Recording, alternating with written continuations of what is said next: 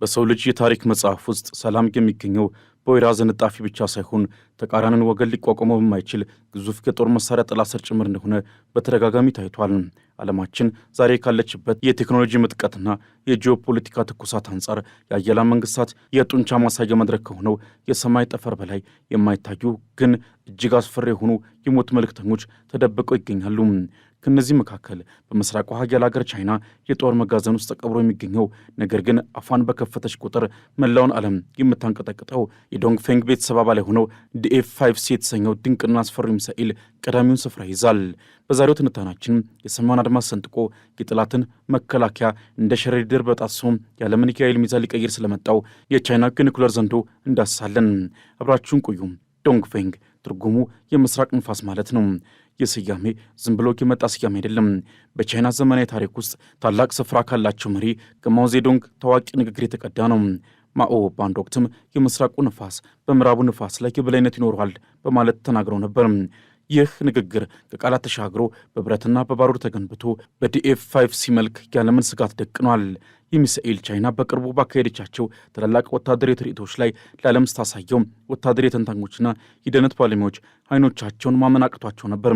ቤጂንግ መላውን ዓለም መድረስ የሚችልና የጠላትን መከላከያ ሰብሮ የሚገባ እጅግ ዘመናዊ የኒኩሌር ሚሳኤሏን ይፋ ስታደርግም መልእክቱ ግልጽ ነበር። ከእንግዲህ የምስራቁ ንፋስ እንደፈለገ ይነፍሳል።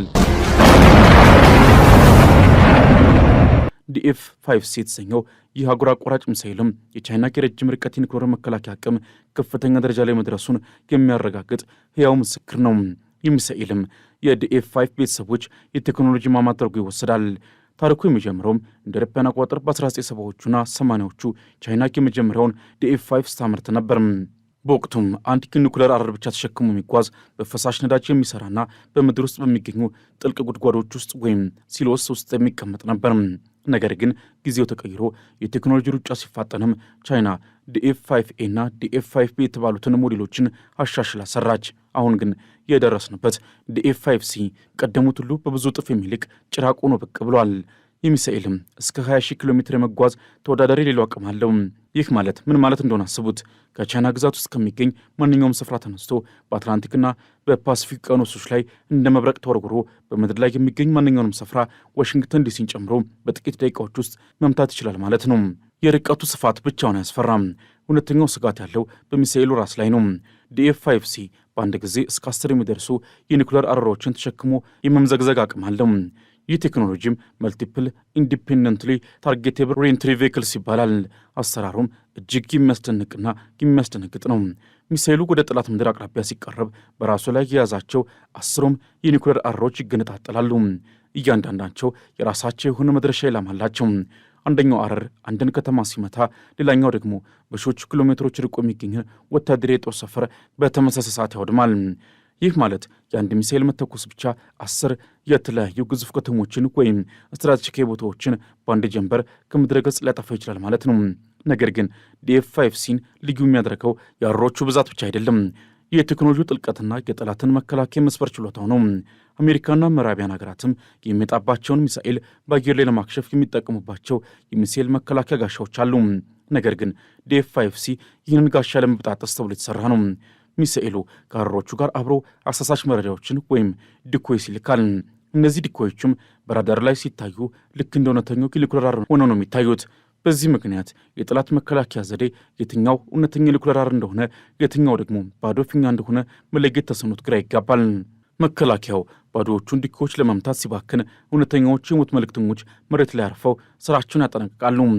የአሜሪካን የመከላከያ ቴክኖሎጂዎችን እንዴት እንደሚገዳደር በጥልቀት ስንመለከትም ጉዳዩ እጅግ አሳሳቢ ሆኖ እናገኘዋለን። አሜሪካ የምትጠቀመው ግራውንድ ቤዝድ ሚድ ኮርስ ዲፌንስ የተሰኘው ስርዓትም የሚመጡ ሚሳኤሎችን በጠፈር ላይ ለማክሸፍ የተነደፈ ነው። ነገር ግን የDF-5C ከፍተኛ ፍጥነትና የአረሮቹ ብዛት ይህንን ስርዓት ኦቨርዌልም የማድረግ ወይም የማጨናነቅ አቅም አለው። በአንድ ጊዜ የሚወረውሩት 10 አረሮችና በመቶዎች የሚቆጠሩ አሳሳች መረጃዎችም ከአሜሪካ የመከላከያ ኮምፒውተሮች የመተንተን አቅም በላይ ሊሆኑ ይችላሉ። በተጨማሪም DF-5C የሚጠቀመው የፈሳሽ ነዳጅ ቴክኖሎጂ ከባድና ግዙፍ የሆኑ የኒኩሌር አረሮችን እንዲሸከም ያስችለዋል። ምንም እንኳን ፈሳሽ ነዳጅ ለመሙላት ጊዜው መውሰድና ለጥቃት ተጋላጭ ሊያደርግ ይችላል ተብሎ ቢታሰብም ቻይና ግን ሚሳኤሎቹን እጅግ ጥልቅ በሆኑና በኒኩሌር ጥቃት በማይፈራረሱ ሲሎች ውስጥ በመደበቅ ይህንን ድክመት ቀርፈዋለች። ከዚህም ባለፈ ዲኤፍ5ሲ በከፍተኛ ከፍታ ላይ በሚጓዝበት ወቅትም የሚከተለው አቅጣጫና የሚጠቀምባቸው የኤሌክትሮኒክስ መቃወሚያዎች የአሜሪካን የአሰራዳሪዎች እይታ እንዲደበዝዝ ያደርገዋል። ይህም ማለት ሚሳኤሉ ተተኩሶ ግቡ ላይ እስኪቀረብ ድረስ መኖሩን እንኳን ሊያውቁት ይችላሉ። ይህ ድብቅነትና ታላቅ ኃይልም የተሰኘው ውህደት ነው እንግዲህ ለፔንታጎን ባለሥልጣናት የእንቅልፍ ማጣት ምክንያት የሆነው።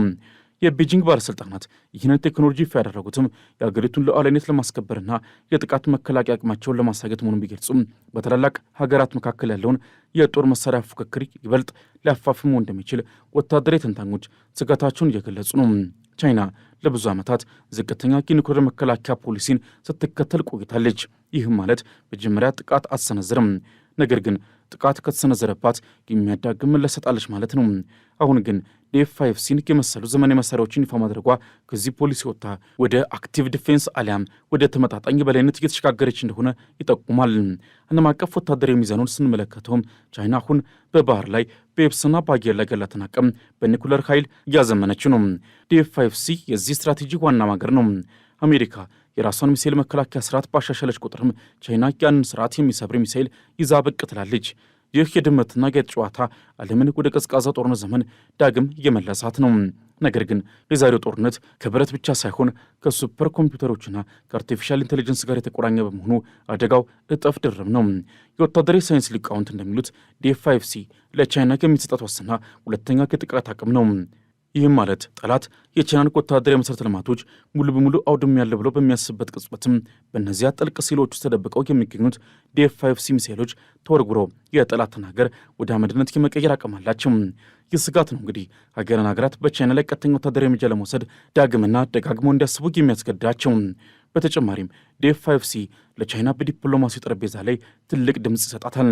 በአሁኑ ወቅትም በደቡብ ቻይና ባህር በታይዋን ጉዳይና በንግድ ጦርነቱ ዙሪያ ያለው ውጥረትም እየናረ ባለበት ወቅት እንዲህ አይነቱን የምጽአት መሳሪያ ማሳየት ጠላትን ቆም ብለህ አስብ የሚል መልእክትን ማስተላለፊያ ነው። የቻይና የጦር ስትራቴጂስቶች ጦርነትን የምናሸንፈው ሳንዋጋ ነው የሚለውን የሱን ዙ ፍልስፍና ይከተላሉ። ዲኤፍ5ሲ ደግሞ ጠላት እንዳይዋጋ የሚያደርግ ከተዋጋም እንደሚያሸንፍ የሚያረጋግጥ የብረት ዋስትናቸው ነው። በምድር ጥልቀት ውስጥ በብረትና በኮንክሪት በታጠሩ የጨለማ ቤቶች ውስጥ ዓለምን ለአንድ ሰከንድ እንኳን ሳይረሱ የሚጠብቁ ግዙፍ የብረት ዘንዶች አሉ። እነዚህ ዘንዶች ዝምታቸው ያስፈራል። እንቅልፋቸውም ቢሆን ለዓለም ሰላም ዋስትና ነው ተብሎ ይታሰባል። ነገር ግን የሰው ልጅ አእምሮ የሚጠይቀው ጥያቄ አንድ ነው። ይህ የቻይናው ዲኤፍ5ሲ ዘንዶ ዛሬ ባለበት ደረጃ ለውጊያ ብቁ ነው ወይስ ገና በሙከራና በንድፈ ሐሳብ ደረጃ ላይ ያለ ወረቀታዊ ኃይል? ቀጥሎም የዚህን አስፈሪ መሳሪያ ወቅታዊ ቁመና የደረሰበትን የቴክኖሎጂ ምጥቀትና ለጦርነት ያለውን ዝግጁነት በጥልቀት እናያለን። ስለ ዲኤፍ5ሲ ለውጊያ ብቁነት ስናነሳ ወደኋላ ተመልሰን አንድ ታሪካዊ ቀንን ማስታወስ ይኖርብናል። እንደ አውሮፓውያን አቆጣጠር ጥር 2017 በቻይና ሰሜናዊ ግዛት በሚገኘው የሻንዚ ሚሳኤል መተኮሻ ጣቢያ ዓለምን ያስደነገጠ አንድ ሙከራ ተካሄደ። ቻይና ዲኤፍ5ሲ የተሰኘውን ሚሳኤል በታሪክ ለመጀመሪያ ጊዜ ስተኩስ ሚሳኤሉ በአፍንጫው ላይ 10 የሚደርሱ አሳሳችና እውነተኛ የኒውክሌር አረሮችን ጭኖ ነበር። ይህ ሙከራ ዝም ብሎ የተደረገ የሳይንስ ሙከራ አልነበረም። ይልቁንም የምስራቁ ነፋስ በምዕራቡ ዓለም የደህንነት ጋሻ ላይ የሰነዘረው የመጀመሪያውና ጠንካራው የማስጠንቀቂያ ደወል ነበር። የአሜሪካ ስለረጅሶችና የፔንታጎን ባለሥልጣናትም ይህንን ሙከራ በቅርበት ሲከታተሉ የደረሱበት መደምደሚያ አንድ ነበር። ቻይና የኒውክሌር አቅሟን ከጥበቃ ወደ ማጥቃት ደረጃ አሸጋግራለች። ከዚያ ቀን ጀምሮ እስከ ዛሬ ድረስ ባሉት ዓመታት ዲኤፍ5ሲ በቻይና የሮኬት ኃይል ውስጥ ያለውን ስፍራ እያጠናከረ መጥቷል።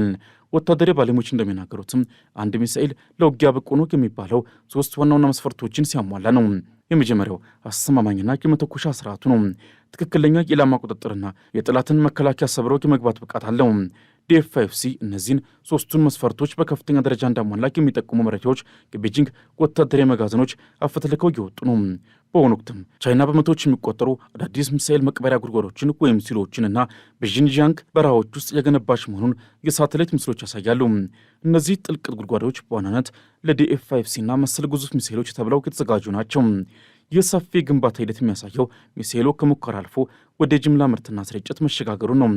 ስለዚህም ዲኤፍ5ሲ ዛሬ ለውጊያ ብቁ ብቻ ሳይሆን የቻይና የኒውክሌር መከላከያ ዋና የጀርባ አጥንት ሆኖ መቆሙን በልበ ሙሉነት መናገር ይቻላል።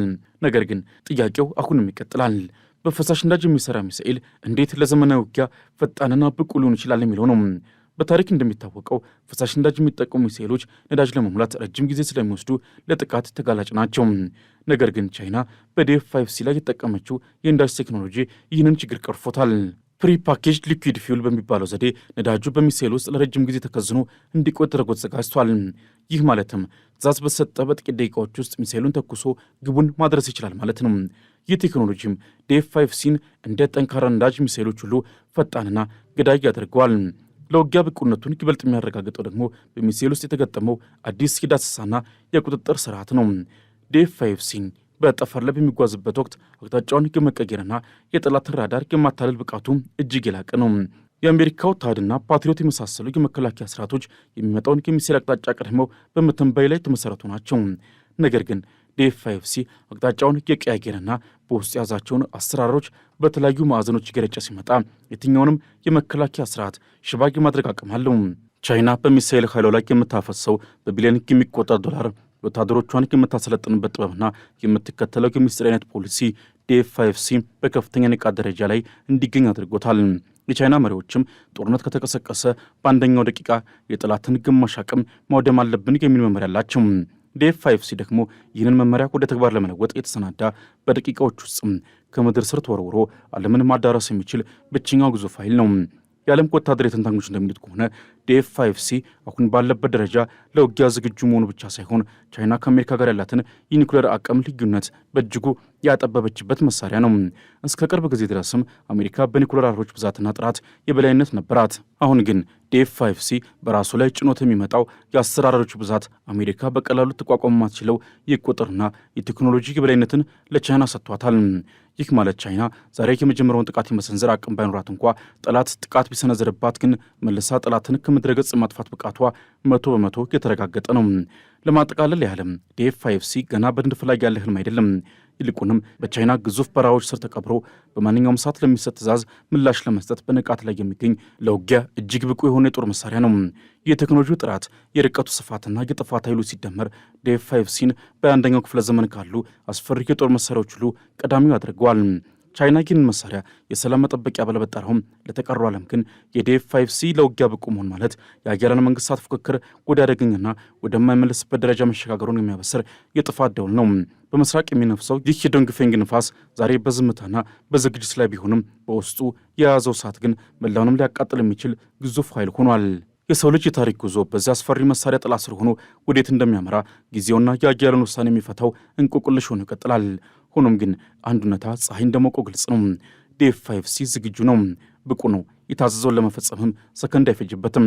በአጠቃላይ ዲኤፍ-5ሲ የቻይናን ዘመናዊ ወታደራዊ ምጥቀት የሚያሳይ ድንቅ የኢንጂነሪንግ ውጤት ብቻ አይደለም፣ የዓለምን የፖለቲካና ወታደራዊ መልክ የሚቀይር ታላቅ ኃይል እንጂ።